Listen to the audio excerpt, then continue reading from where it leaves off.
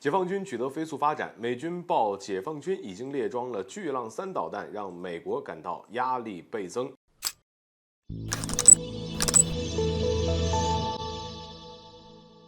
大家好，欢迎来到赵特任观察室。对于中国来说呢，只有不断加强自身的发展，才能更好地对美国各样的挑衅进行强势的回应，并让美国在中国的身上讨不到半点便宜，也能让美国对自己的行为有所收敛。而随着中国取得的飞速发展呢，也让美国感受到了较大的压力，并开始对中国有所忌惮，而始终关注着中国的发展。近期呢，根据五角大楼的分析显示，解放军首度维持至少1艘核潜艇巡航，这让美国感到压力倍增。值得一提的是呢，近期美国战略司令部司令科顿表示，解放军核潜艇已经列装可以直接打击美国心脏的巨浪3。而解放军这款巨浪3导弹射程相当惊人并且由于拥有众多枚的核弹头，促使解放军核潜艇首次可以从近海达到美国本土，这对于美国本土的威胁可以说是相当的巨大。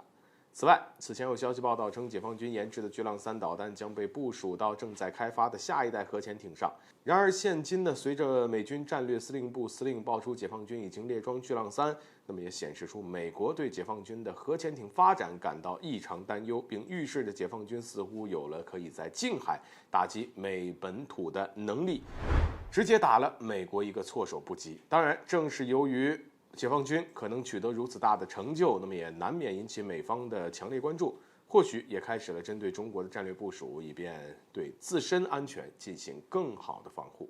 然而，对解放军来说呢，势必要进一步提升自己的海上能力，尤其是对美国做出强势回应，让美国不敢肆意在中国周边海域进行挑衅。而解放军也必须加快对核潜艇进行战略部署。当然，有分析指出，目前中国最强的094核潜艇最多可以携带多达16枚的巨浪3，那么也是解放军唯一可以发射核武器的海上平台，而很有可能会把搭载巨浪3的核潜艇部署在南海地区，成为守卫南海的利器，以此呢来更好地维护南海地区的稳定发展。而对此，对中国来说，也可以在核潜艇的发展上与俄罗斯加强合作。现如今的中俄已经进一步加强了战略合作，对中俄来说，可以借着核潜艇的共同战略巡航，对美国发出强烈信号，也可以进一步的实现核潜艇的战略部署，让美国不敢轻举妄动。而中俄加强联合呢，也有利于更好的维护亚太地区的和平和稳定。